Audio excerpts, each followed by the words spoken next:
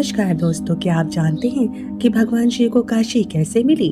पौराणिक ग्रंथों के अनुसार काशी वाराणसी स्वयं भगवान शिव की प्रिय नगरी है, जिसे उन्होंने स्वयं बसाया और अपने स्थायी निवास स्थली बना ली। इसकी उत्पत्ति और शिव से जुड़ने की कथा कुछ इस प्रकार से है।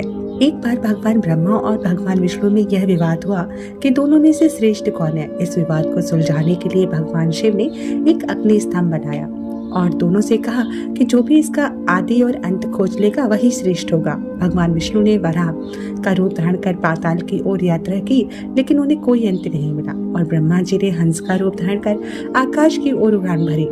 रास्ते में उन्हें एक केतकी का पुष्प मिला, जिसने कहा कि वह ज्योतिर्लिंग के शिखर से गिरा है। ब्रह्मा जी ने उससे झूठी गवाही देने को कहा। जब ब्रह्मा जी ने यह झूठ बोला तो भगवान शिव अत्यंत क्रोधित हो गए और उन्हें ब्रह्मा जी को श्राप दिया कि उनकी पूजा पृथ्वी पर कभी नहीं होगी।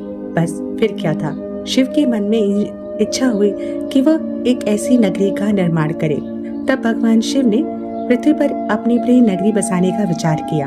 उन्होंने अपने त्रिशूल पर एक पवित्र भूमि बनाई, जिसे काशी कहा गया। ऐसा कहा जाता है कि नगरी भगवान शिव के त्रिशूल पर टिकी हुई है, इसीलिए यहाँ कभी भी किसी भी प्रकार का प्रलय प्रभावी नहीं होगा। जब भगवान विष्णु ने देखा कि शिव ने इतनी दिव्य नगरी बनाई है, तो उन्होंने भी इसे देखने की इच्छा व्यक्त की। शिव ने काशी को एक अत्यंत पवित्र और मोक्षदायिनी भूमि बनाया, जहाँ केवल पुण्यात्माओं को रहने का अवसर मिलता है। भगवान शिव ने माता पार्वती के साथ काशी को अपना स्थायी निवास स्थली बनाया। यह भी कहा जाता है कि भगवान शिव को कुछ समय के लिए काशी छोड़नी पड़ी, तो माता अन्नपूर्णा ने उन्हें भोजन कराने का वचन दिया और तभी से काशी में अन्नपूर्णा देवी का मंदिर स्थापित हुआ।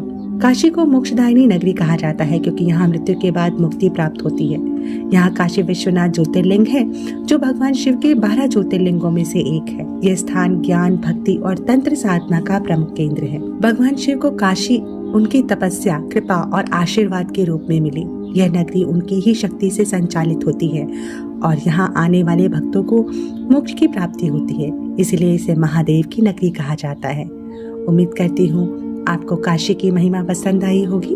कमेंट सेक्शन में हमें जरूर बताइएगा कि आपने काशी की यात्रा कब की और वो यात्रा कैसी रही। अगली कथा के साथ आपसे पुनः मिलूंगी, तब तक के लिए नमस्कार।